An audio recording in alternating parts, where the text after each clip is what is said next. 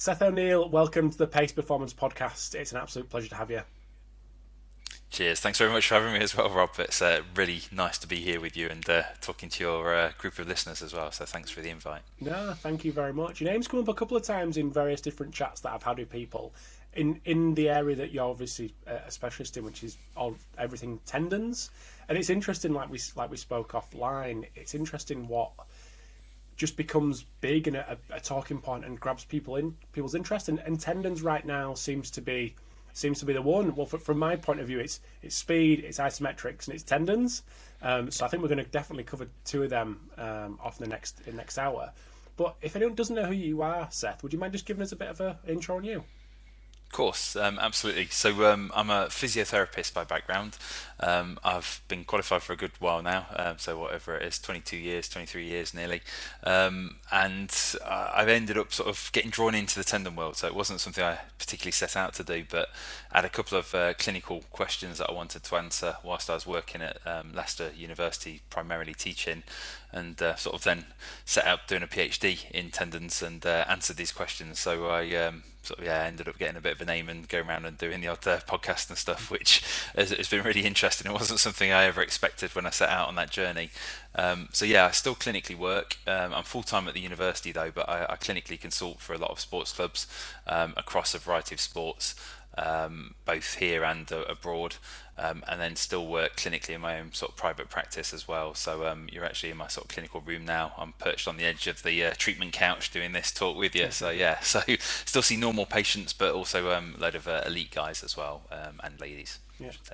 When you go into clubs, obviously not mentioning clubs or people in particular, but what is the biggest question they ask? What is the biggest gap that they're bringing you in to fill? What do we do with this person? It's normally for a clinical consult on an injured player to work out how to return them to play.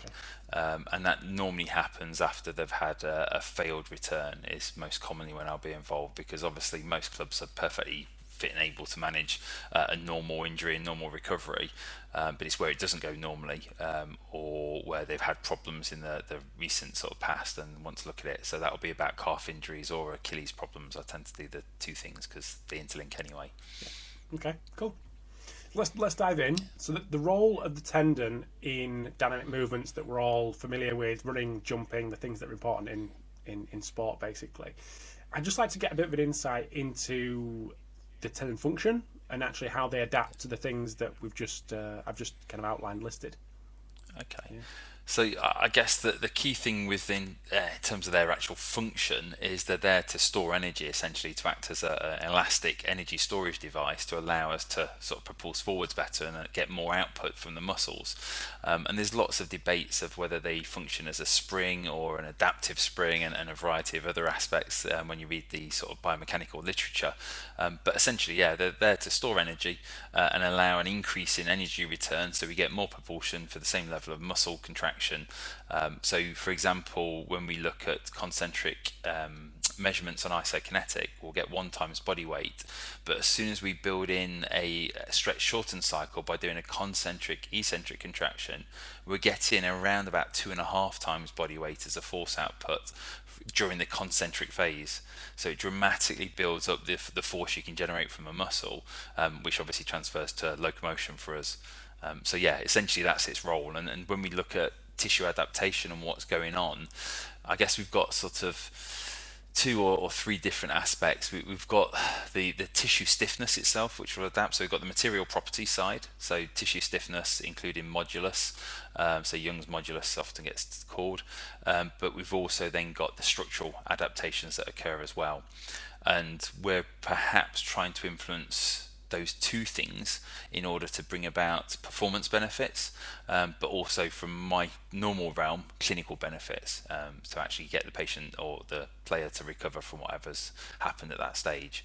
They're the 2 big things: material and structural properties are the adaptations that happen.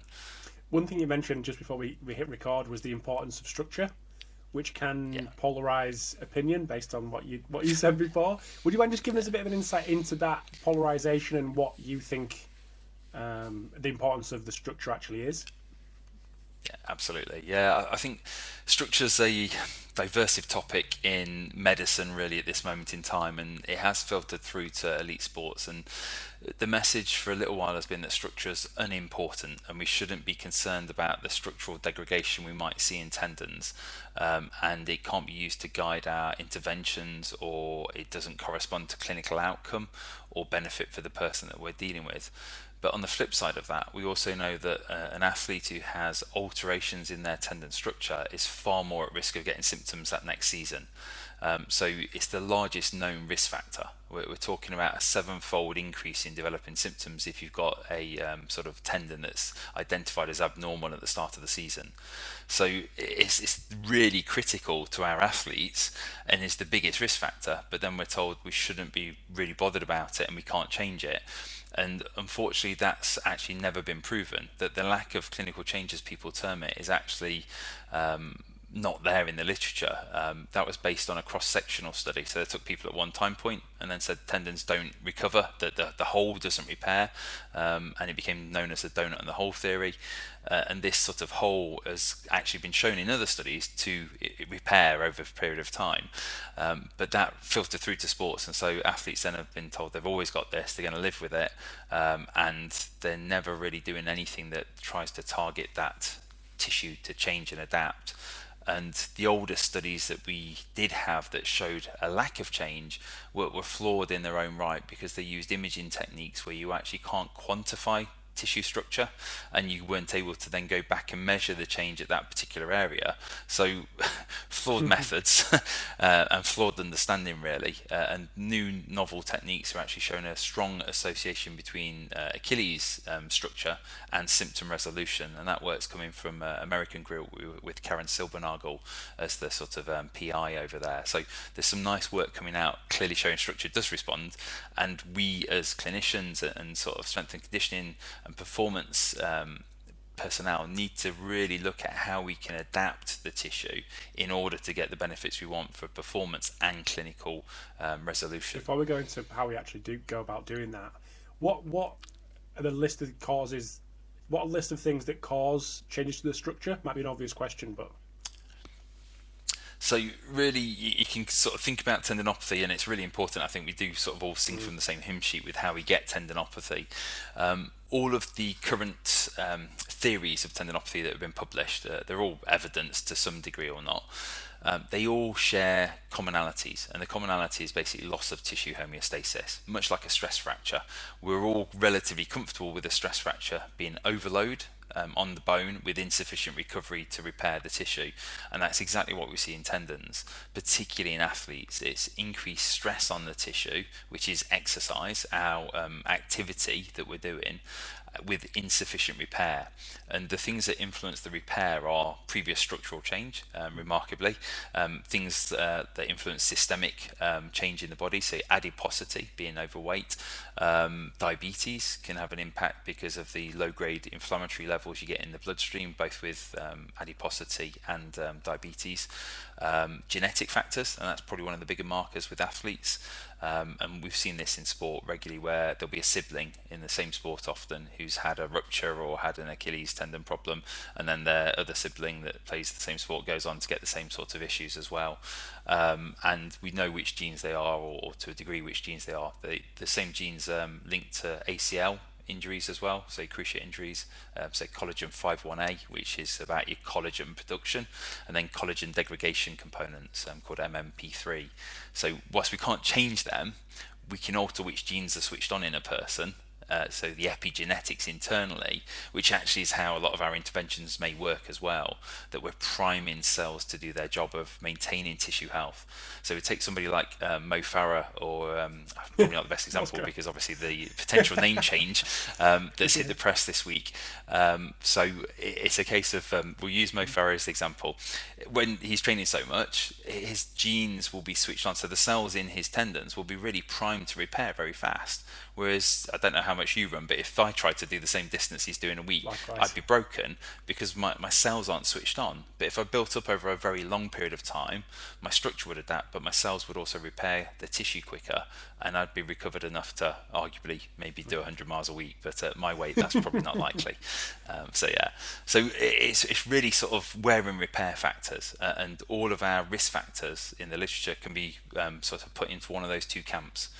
So poor muscle strength will increase the stress on the tendon and cause that degradation. And we've got good studies that have shown this. There's work from the Danish group with Kajar, Langberg and Magnussen showing how the Achilles tendon will get a degradation in the tissue for about 24-36 hours afterwards, and then there'll be an increased amount of tissue, and that's actually sort of been used or misinterpreted by people to say we shouldn't then train within 24 hours, and it's not what it says. That was a long run. It was 30-kilometer run, so 20 miles, in athletes where that was their longest training session they would do in a normal week. So take it with a pinch of salt. It's not saying our athletes aren't able to train daily. It's saying that they need some consideration when they do big efforts, have large sort of loads that go through that tendon. How much does age affect structure? Yeah, so age is an interesting one because the assumption is always that it's going to be like wear and tear in a knee joint and we get simple degradation as we age. Now, there's very few studies that have really looked at this well, and it's part of the work where we've got underway at the moment. But our current understanding, certainly from the work we've done, where we've looked at older people, is that their structure is still pristine. Their tendon looks normal if they're fit and active. So this is the key challenge again about the activity level. For somebody who is not active and is older, their tendon will deteriorate just like their muscle would deteriorate if we did muscle biopsies or scan the muscle. It's exactly the same for the tendon. So where they're regularly stressing it with golf or walking activities, healthy, pristine looking tendon, much like a 20-year-old's. But where they're not active, then we see degradation. And I guess the other factor with a lot of these studies over aging periods is they don't actually control for ever having had symptoms in tendons, and we'll see residual changes sometimes long term because the person's never rehabbed it. The symptoms are settled, but they've never done rehab to ever try and remodel it. So it looks like then the tendon maintains like a scar essentially. Which to some degree, it may simply be that a degree of fibrosis that is akin to scarring in your skin as well. Put an article out on Sportsman a couple of weeks ago on stiffness, and that's obviously a quality that many practitioners out there are trying to promote. And the old age question of how stiff is stiff enough, and then we get into muscle stiffness versus tendon stiffness. What's your thought process around this? Yeah, it's a damn hard question. I looked into it a lot during my PhD work, and I don't think we can say what is optimal stiffness. That's totally derived on an individual basis, and it will link in with the neural strategy that a person has for moving, and it will link in with the contractile outputs that they've got within that kinetic chain during locomotion as well. So lever length, all these other aspects will come into optimization. So there's a lot of difference there, and then it depends on which sport we're talking about as well. So sprinters will generally have a stiffer Achilles than a endurance runner will, because there's a total difference in the demands through the tissue. So this is part of what we've got to understand is who we're talking about when people mention a study showing X or Y. They're often on very specific subpopulations of our interest group. So yeah, I've only answered part of it there, so I can't tell you exactly how stiff is stiff enough. When you get an Achilles problem, when you get a tendinopathy, the tendon becomes more compliant. It gets less stiff. Now that's not the same across all tendinopathies. So the patellar tendon actually gets more stiff when you get a tendinopathy. So that's the contrast with it as well. So generally for an Achilles, we want it to be stiffer. That's part of what we need to remodel. The less stiff it is, that when you apply a load, it will deform, it will strain more, and that strain will elongate the tissue essentially, and that's where you get breakdown in your cross bonds, and then you get the cellular response that sets up tendinopathy, and that's not what we're trying to do. So we are trying to improve the stiffness, the material properties, and the structural properties to do that. Have I answered that? No, I'm not sure I've gone into it all, absolutely. I think there's probably still some misunderstanding around promoting stiffness in the tendon and the muscle. Yeah, versus muscle. Yeah, so that's all right. that. So Muscle's really key, and this is again part of the problem with the studies that show one thing or another. Some have looked at the muscle tendon unit as a whole, and some have looked at it during active contractile states, and others have looked at it only in a passive state using different sort of tools to measure stiffness, and this creates lots of confusion. So if we want to look at tendon stiffness, the best tool is probably something like supersonic shear wave elastography. But that's got a lot of user dependency with it as well. So the reliability can be a problem comparing across studies. But I think the general consensus using that tool is that, like we said, Achilles are less stiff, but when you've got a problem anyway. So we generally want to make it stiffer, but of course there'll be a Goldilocks zone in the middle where it's just stiff enough. It's not too stiff, it's not too compliant. There's a happy middle ground, and that's the same I think for everything, isn't it? Whatever we look at, bone health, muscle strength, or function of organs and stuff, there's a happy middle zone. Cool. Just moving on to something that links very well with this, and something that's has become very well linked to tendons themselves and tendinopathies is isometric training. Yeah. There have been many practitioners out there who are trying to reduce tendinopathy symptoms pre-training by using various isometrics. We spoke very briefly on this beforehand. What is the research on that? What is the evidence to suggest that does or doesn't work? Okay, so isometrics were originally first sort of published in terms of analgesic response in tendons, or presented at a conference in 2013, I think, and then the paper was published about 2015, and it led to a big change in sports, particularly where isometrics were then rolled out and used for lots of tendon complaints with the expectation of benefit. But the original studies were on patellar tendon and on a very small number of participants. It was originally published on 6 people in the British Journal of Sports Med, and looked superbly promising. Fantastic reductions in pain, but of course we've got a problem when it's only on 6 people. We don't know what happens in a larger group, and this population was jumping athletes with 3 with unilateral pain, 3 with bilateral pain. And basically from then we did a study where we looked at Achilles, and in a small sample still, we had 16 people in ours, but they were endurance runners, and we found a varied response to using the same type of program, 45-second hold, 5 reps at 70% of your maximum voluntary contraction. So we made some people quite significantly worse, and we had some benefit of about 1 point on a VAS scale, so not clinically relevant. And since then, loads of other people have now done larger studies looking at recreating the original patellar tendon work. It's been looked at in plantar fascia with Henrik Reel. It's been looked at, Sinead Holden did the patellar work in Denmark, and Robert Jan de Vos has done some work on Achilles as well.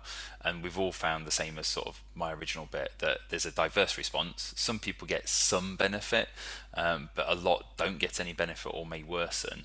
So if you're going to use it, it's not a panacea, and there's never been a panacea for any healthcare area. We should all realise that, and if there's anything that looks promising, we need to challenge it.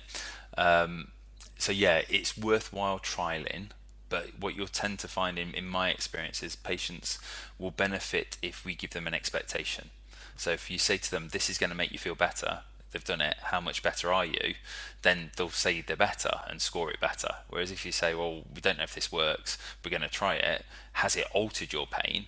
Then they're often sort of turn around and say no, or like I said, it's maybe made them worse. And in elite sports, you'll hear this time and time again now, where people are going, well, it works for so-and-so player, but it doesn't work for him or her, and so you use it wisely, but it's not any miraculous thing, and you'll get the same response with a bit of stretching, like coming down the stairs in the morning for a tendon, or with doing isotonic work, or maybe even just doing a bit of plyo work, like little pogos, or some PAP work prior to going out on field. That'll give them a warm-up response, essentially, is what we're talking about, and they feel better for a period of time.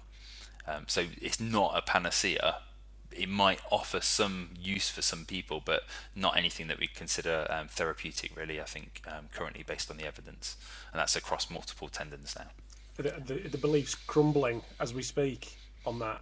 I think so, yeah. It's it looked really promising, but we just need to weigh up with why there might be a group that respond, and maybe there's a responder group, and what we need to do is just use it as a quick screen. Does this help you? Yes, okay, you get this, but where it doesn't, we don't. And also, it's touted as the first step on the rehab ladder, and we should use this at the first stage, and that's not necessary for the vast majority of our clients that we deal with. You can go straight in with isotonic work and progress from there, and isotonic work's got far more relevance to normal muscle function, excepting for running, where there is arguably some isometric function of the calf, and what we want to do is rehabilitate that neural component, but again, that's different. So I'm not anti-isometrics, but we use it for muscle or tendon adaptation, not for analgesia. Okay, let's go there then with the training side of and using isometrics. Yeah. Like I said, it's probably one of the top 3 areas that gains most interest on the podcast, or whether it be written articles, and maybe that's a combination, probably a perfect storm of lack of recent research, or a bit of a black hole in terms of more applied information that people can digest and take on board, and certain people presenting cool looking exercises really, really well, and and pushing the benefits of isometric training. But from your perspective, when it comes to tendons, how's best, if at all, to use isometric training to get the performance benefits?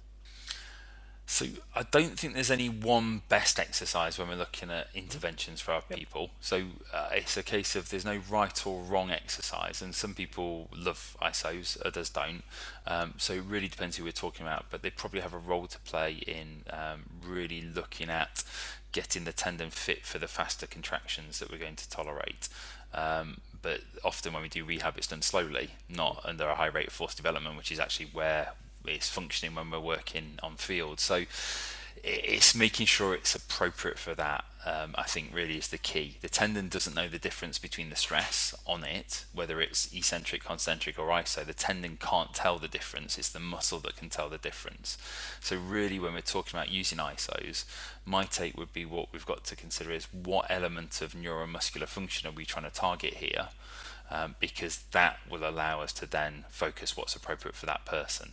And that's the biggest thing. And again, the debate, I think, as you had on your sort of list of questions and has gone round as well on social media over the years, is about pushing or pulling. So like a hold or a push sort of iso contraction. And again, I don't think there's any good evidence that one is superior than another. They do slightly different things. The evidence is pretty reasonable for that, suggesting that holding contraction really has an increased sort of neural demand, a very specific neural drive that goes with it, so you're more likely to fatigue more quickly and things.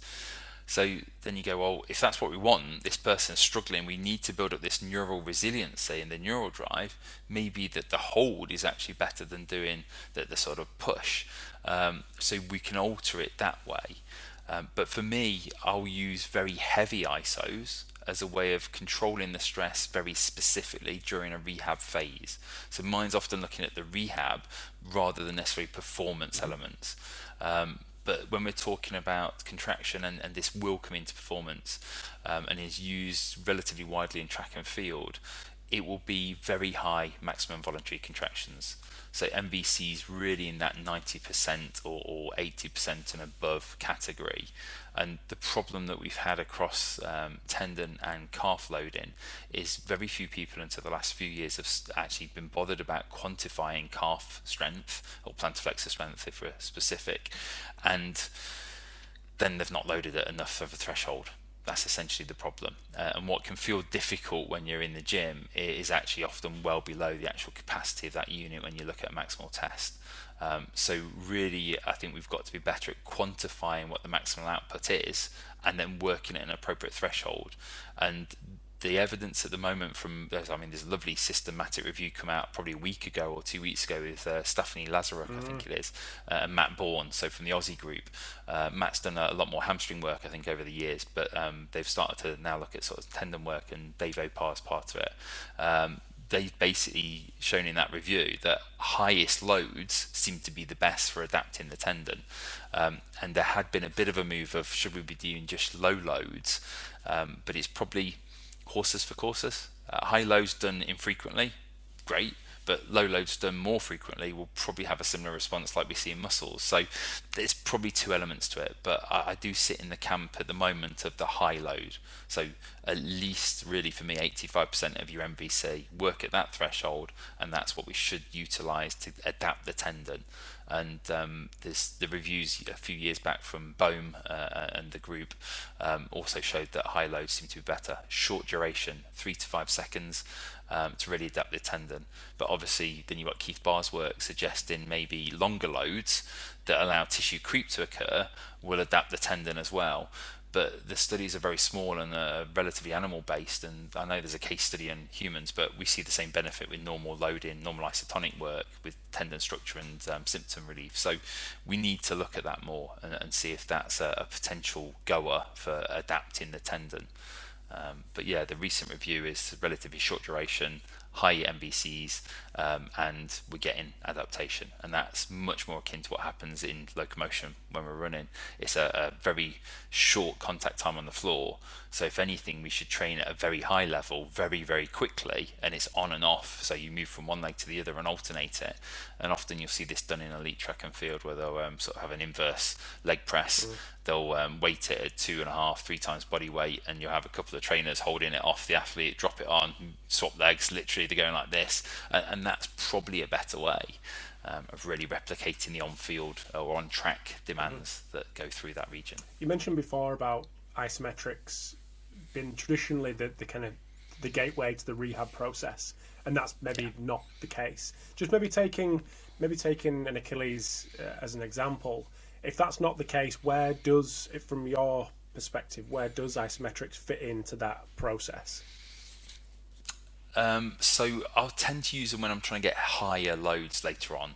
So initially in the first phases, I'll use normally an isotonic contraction, so something as simple as a bilateral heel raise, or if they're able to, a unilateral heel raise.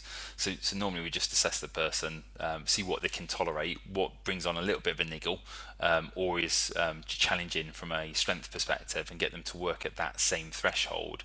So we're pushing the boundary and gradually adapting. And ISOs are useful if we're struggling because of high irritability. So if we can't get them to do an isotonic program, and these are people really that often can't walk, which are rare, then we can use an ISO to load it and quantify it whilst we're loading at the same time, to then see what threshold they can work at, but also to show them that it's safe and reduce the fear avoidant behaviour that they've often got.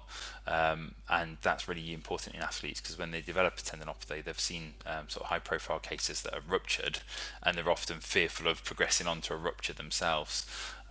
So what we can show is that the resiliency of the tendon, quantify it and go, right, well, you can work here, this is all right, and gradually just push it. And athletes like to see performance benefit. And if that performance benefit is strength improvements as we're doing this, and tolerance, that's nearly as good as their track time getting better or their sprint times on field getting better. So I think quantification, again, is one of the big things. You mentioned pain there. Is pain again, using the gateway analogy, I suppose, a gateway to progression using pain, or is that something that we should be moving away from? Yeah, so it probably is the best we've got.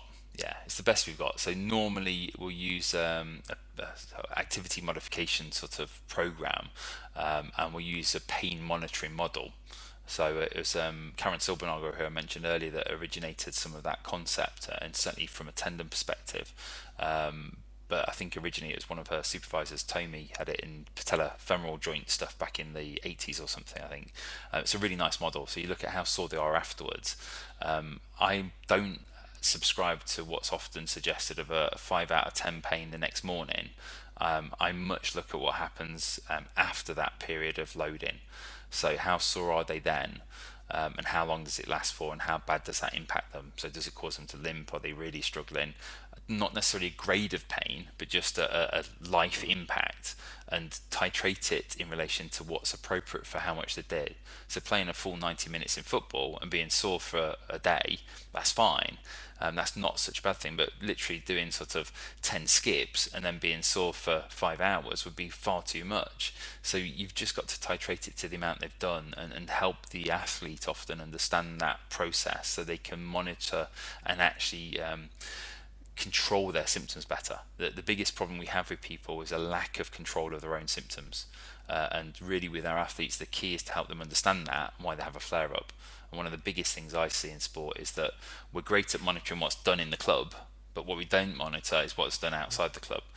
It's our older athletes that get Achilles problems, so that sort of late 20s, 30s or older. And they've often got a family, often got a dog, they're out walking, doing a load of steps outside of their training session, which doesn't get logged and doesn't get monitored. And the flare-ups aren't related to training, the flare-ups are related to what they did out of the club, and that's the bit that sort of really stands out often. So looking at that. Just keeping on the rehab process line of questioning, I suppose, is the multiple hits during the day, is that something that you would recommend at certain time points within, again, using that Achilles as the example, but feel free to use others? Is that something that you would subscribe to? Yeah and no. It depends what we're trying to gauge and what we're trying to benefit. So if we're looking at symptomatics patients and we're actually just trying to get control of symptoms and to then start to get some tissue adaptation, I will use low load, regular loads, so 3 times or so a day. And the method of that madness really comes back to what we know about bone loading.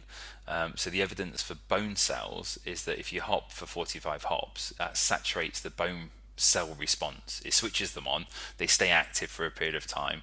Any more hops than 45 and it's depleting returns. It doesn't make the cell much more active.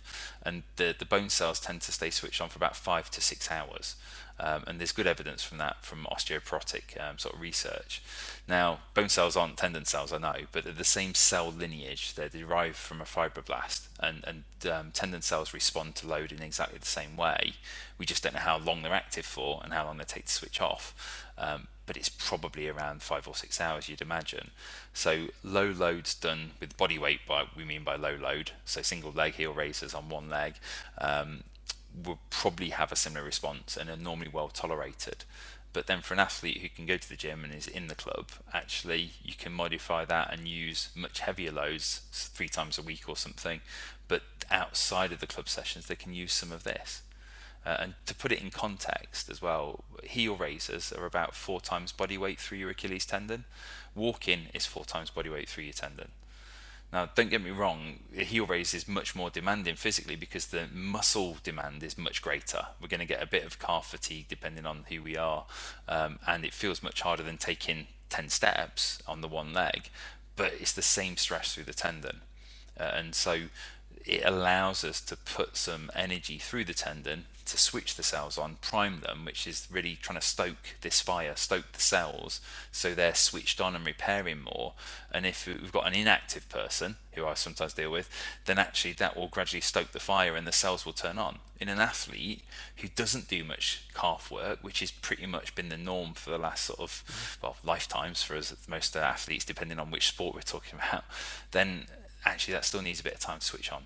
And certainly in footy, it's taken a long time, I think, to filter through to get calf work across squads. I mean, Phil Glasgow, he had on recently with the Irish setup. Phil won't, I'm sure, mind me saying that they've got a robustness squad-wide program in the provinces now for calf capacity, looking at sort of trying to make their athletes more robust. And from my understanding, it's worked really, really well. And UK squads for rugby or football where they've done that, they've had a reduction anecdotally in their calf injuries, so as well as the Achilles stuff. So it makes sense that we want to use this type of process to improve our performance. We'll get onto the calf training and monitoring in a second, but I've got one last kind of, I suppose, summary question really. So your principles when rehabbing tendon injuries, again, we can use patellar tendon and Achilles as examples, or maybe one, then little changes that you would make based on the other. Is that all right? Just to kind of round up this little section? Yeah, of course, absolutely. Yeah, definitely. So I guess for tendon rehab, really I tend to use like a pyramid when I sort of do talks. I have a little sort of slide with it on, and I have education at the bottom, and then pain monitoring, so getting the control of load. The most important bit is controlling symptoms first and foremost, because otherwise we're just being bus cycles. So control of symptoms is reducing the activity of the athlete that we've got. And then what we're doing is isolated muscle tendon unit function. The problem, if we look at something like walking or running, you can mask the weakness in the muscles that we commonly see have a sort of deficits, and cope with running because you're using other muscles because there's enough reserve capacity in the system. The problem though, if your calf muscle is not functioning properly, your tendon will act as a buffer. And if you Google search tendons acting as a buffer, there's a lovely paper on that. It's titled literally that. So basically, if your muscle's not functioning properly, your tendon will store more energy. That will get more strain on it or deform further. That's part of what causes the tissue degradation and breakdown we see. A tendon that's less stiff has more hysteresis. Hysteresis is energy lost in the system, which is heat when it comes to tendons, and we know heat shock proteins are part of the chemical cascade of tendinopathy. So it's like, well, we've got this tendon that's pliable that's actually getting more heat production in it, which is causing problems with the cells in there. So what we want to do is make sure this muscle is functioning well, and it has to be isolated muscle tendon unit rehab. That's the key critical bit that I think all the experts in the world would agree from a tendon perspective. And then we take it up. We use higher loads, so eccentric loads or heavy isos, to start to adapt the muscle and tendon unit. The additional thing I add in before we get to stretch, shorten cycle and sport specific is I actually look at muscle oscillations. So there's often what you'll see when people are doing it, the calf will shake as they're lowering down. They get a tremor, and people call them tendon oscillations or force frequency vibrations.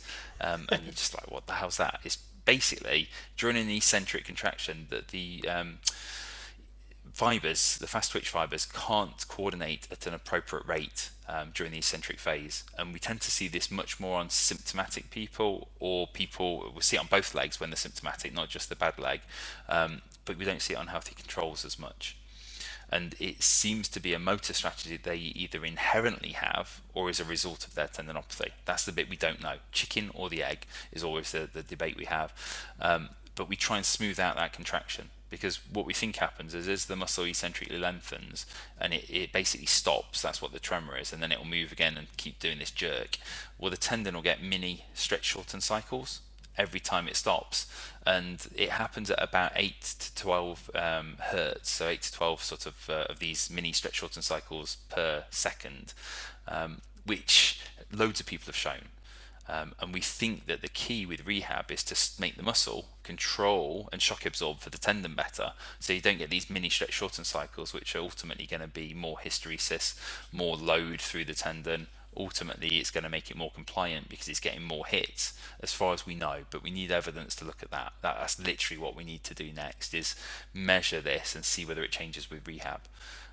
So that's where we're at with a little bit of the data I collected in my PhD. So these muscle coordination bits are really important, and I've seen lots of folk who've rehabbed, done all the next bits above this, and when we stepped back and done that, they then got a better resolution, even though they were doing plyos and heavy work.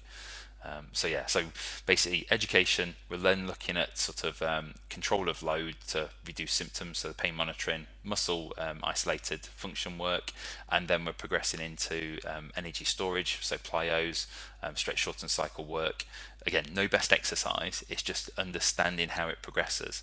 And one of the things I'd suggest your listeners have a little look at is some work from Josh Baxter, who's an American chap. They did a lovely lab study on tendon loads during a load of different exercises.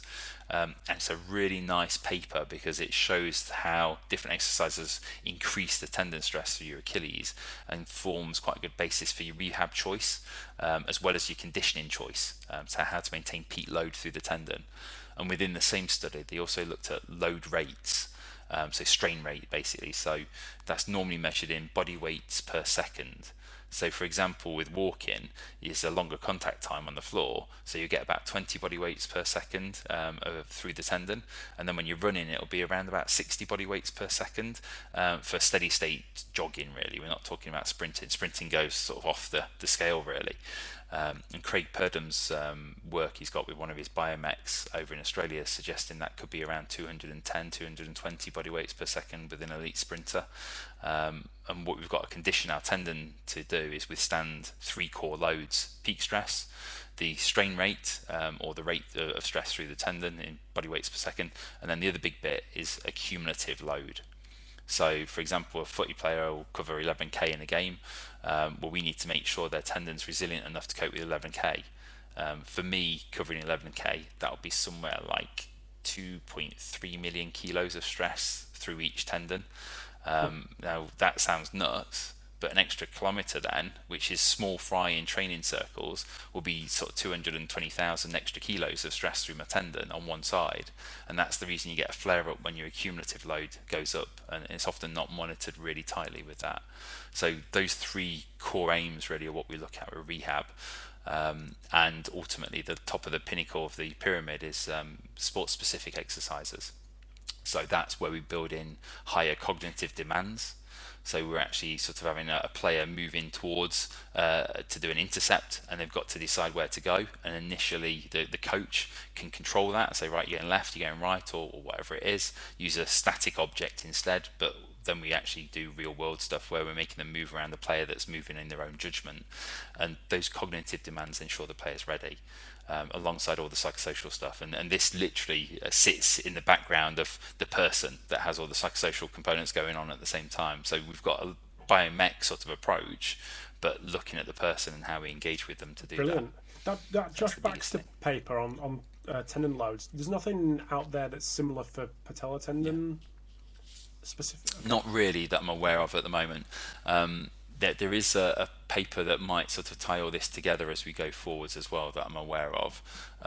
So looking at what's out there, so there should be some further papers coming on this project as well, really. And there's lots of other papers that have done it. Rich Willie's done a lot of work with runners as well, looking at load on overground running versus treadmill running as well, which is nice. And just trying to think who else has done work on it. Jonathan Folland from Loughborough has got some nice work as well on it. So there's a lot out there, and what happens as we fatigue or during a normal step.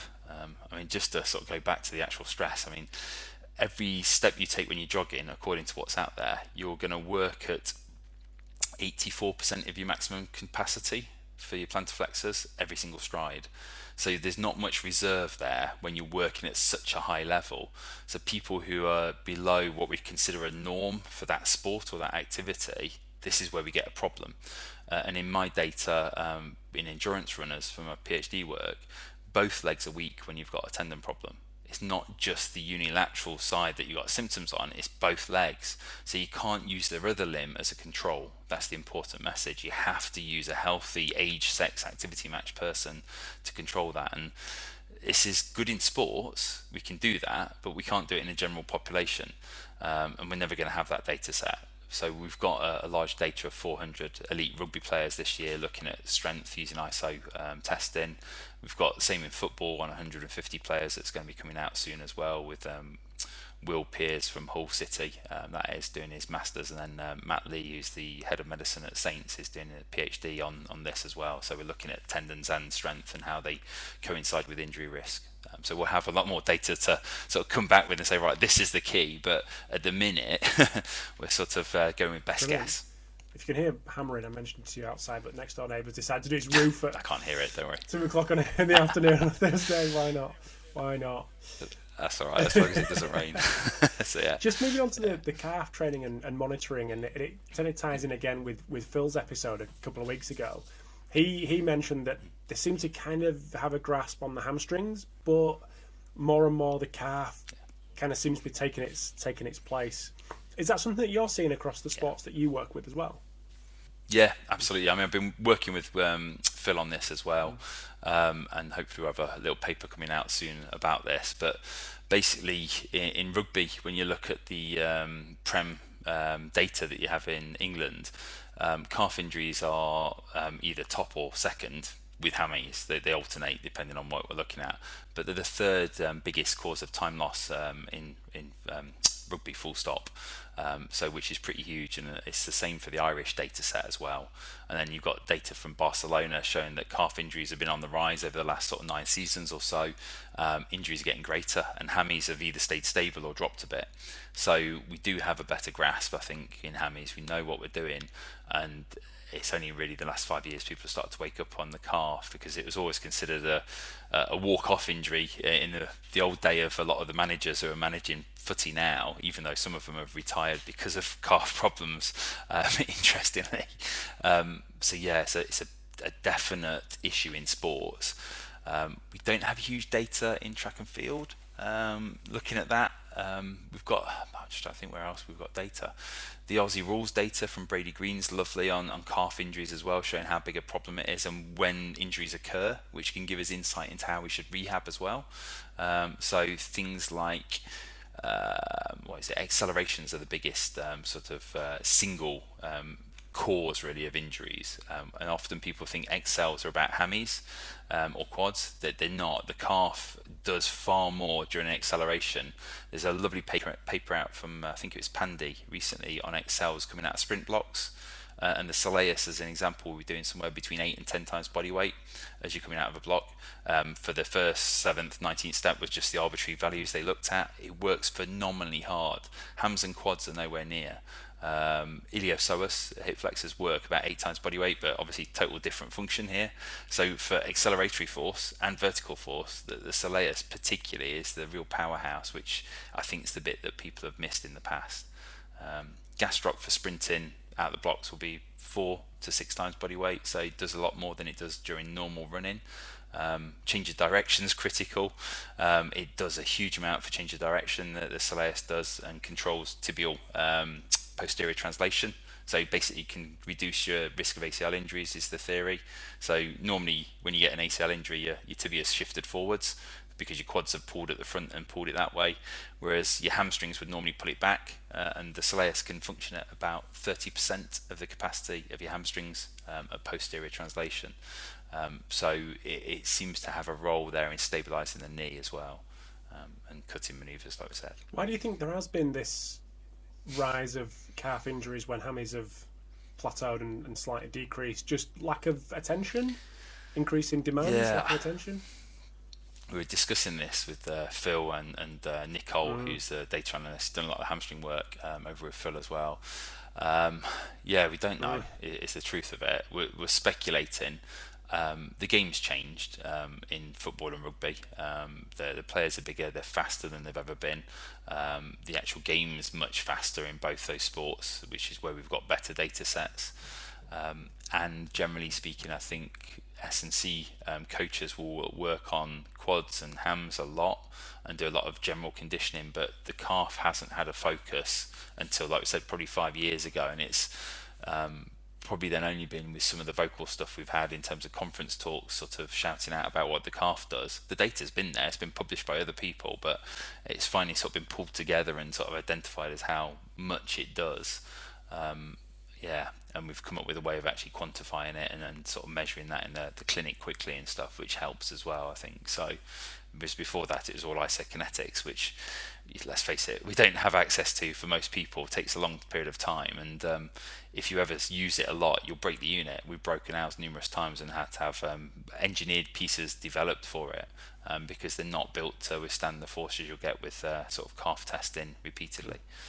So how would, for rugby and football, for example, or one or the other based on your experiences, how would you, so for an S&C coach, performance coach that's, probably have neglected the calf in my program, what would the first place you would start when attacking that particular area for a performance benefit and injury reduction, of course?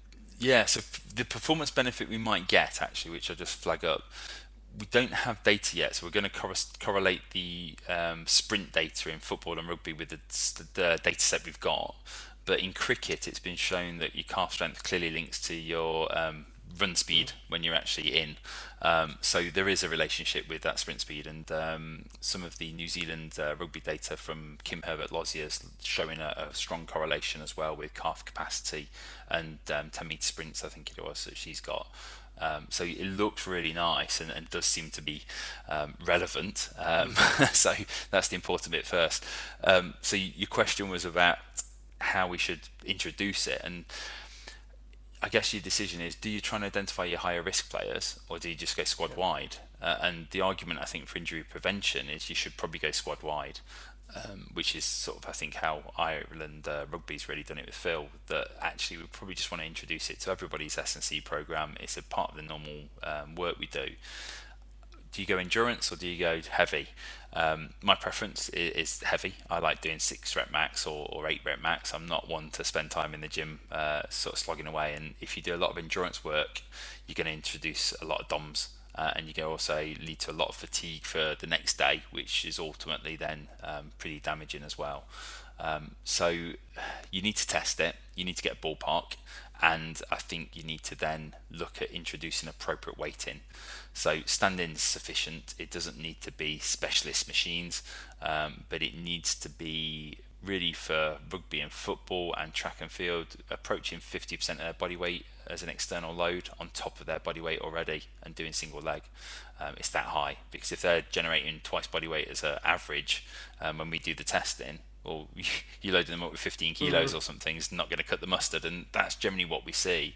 Is it's just insufficient loads. It feels hard to the person, but they can do a lot more when you test them.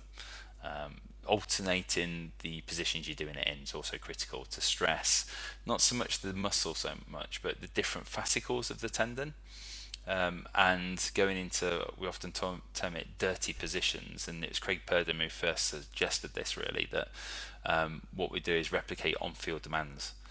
If you look at sort of players on field running and they do a cutting task, there can be huge amounts of dorsiflexion with massive pronation angles, and the knee and hip in all sorts of different positions that will stress the calf and the Achilles totally differently. And we're great at rehabbing in the gym, but what we miss is those dirty positions that the player goes into on field, don't prepare them for it, and then just boot them back out on field and wonder why we have a relapse. And that's again one of the common problems I come across. So yeah, we've got to make sure that it's squad wide. It's super heavy, really, in comparison to often what we might have thought, and we're building that capacity up and helping the players buy in. I think a lot of it can be around education of what the calf does during locomotion to the playing cohort. Because when I sit them down and show them that when we're doing a consult, they're like, "God, yeah, this is really important." It's like, yeah, and they'll do it, and it's just immediate buy-in, and they've heard that message often from the squads. But it's just having an external always helps to just hammer the message home, and that's the thing. Your examples there were just simple calf raise, standing calf raise. Yeah. Okay. I don't think it needs to be anything fancy. You can use a leg press to do it. You can use obviously Smith machines and stuff. You can use seated calf raises, but it just needs to be properly at the top end of what they can cope with. You really need to work towards that. So yeah, I don't think it needs anything specialist. It just needs to be done hard. And not huge. Literally, we're talking sort of the equivalent of 2 to 5 minutes here. We're not talking like this is a 20-minute leg program. This is just a beast on it. Alternate it with some other sets on something else if you want, but just hit it and make it feel like it's had a decent workout. You're trying to get a muscle pump. You could do backward chaining, walking on hills, on treadmills, uphill sort of thing to work the calf and get some coordinatory bits. But often what we'll tend to do is just a heel raise with a stop-start contraction. So instead of a smooth rep where they're working at their preferred cadence, we'll make them stop and then go back up, come down a bit further, go back up to like 25% and all the way down, and it's just a bigger neural drive. It's a challenge away from their preferred motor sort of drive that they've got, and that's what we're trying to do. And eccentric focus, because that's where the injuries happen. Whether we look at ruptures, whether we look at calf injuries, it's an eccentric load. So isos are good, but it's eccentric parts which we can argue whether the muscle is working isometrically when they get an appearance of an eccentric function, but there should be some give in the muscle as far as we think that will actually do the shock absorbing part. It's not just a rock hard muscle that stays totally isometric during these step backs that often sort of coincide with the player getting injured. David Beckham sort of rupturing his Achilles, if you Google that one and when he was playing for LA Galaxy, it's a clear sort of mechanism, and we've done some work around that mechanism, and we'd also rehab the mechanism of injury. So step backs, push backs, lands and push offs, they're really important for our athletes for calf and Achilles, because that's when they generally get injured. So yeah. Brilliant. So much information. I'm pretty. Sorry. No, it's brilliant. It's so good. Thank you, Seth. It's been brilliant. But I'm just going to round up there and just say, firstly, thank you very much. Secondly, if anyone wants to dive into your work, whether it's previous or what's coming up with the various projects that you've got going on, where's the best place for people to keep up to date with you? Probably don't really have anything as such. Twitter's probably the thing I'm most active on. I've been a bit less active over the last few years just with work as it's been, but Twitter's probably the best thing. So it's just at Seth O'Neill, but I think the O is a 0 instead, so it throws everybody off. And I've got this sort of infamous title of Achilles tendons, I think is my actual sort of name. But just to put it out there, the only reason I had that name was I was trying to recruit people for our research years ago, and somebody said Twitter's great, and Achilles tendinopathy had already gone, and it was just so people would search it and find it. It wasn't any big sort of ego on my part. It was actually just trying to recruit people for research purposes. Nice. So yeah, so that's probably the best. And have you got a ResearchGate page? ResearchGate profile I have, but I tend not to use it, so there's loads of messages on there I don't respond to, but I'll try and do better in the future. University email is probably the easiest thing as well, which you can just find by doing a search for me, I'm sure, and I do respond a bit more to that. But sometimes it'll go a little while, so if I don't respond, do chase me up. I'm always happy for a chase. No, great. So, yeah. Thank you, Seth. It's been an absolute pleasure speaking to you. I know it's a topic that will go down really well because there's so many questions that will come from it, and I think we had Steph do a little review of her review a few weeks ago, so hopefully that'll tie in nicely with this. But thank you very much again. Look forward to getting this out there, and look forward to keeping in touch. Cool. Pleasure. Thank you very much, Rob, and thanks very much for the invite to come and do it. So it's been great. Cheers, Seth. Cheers.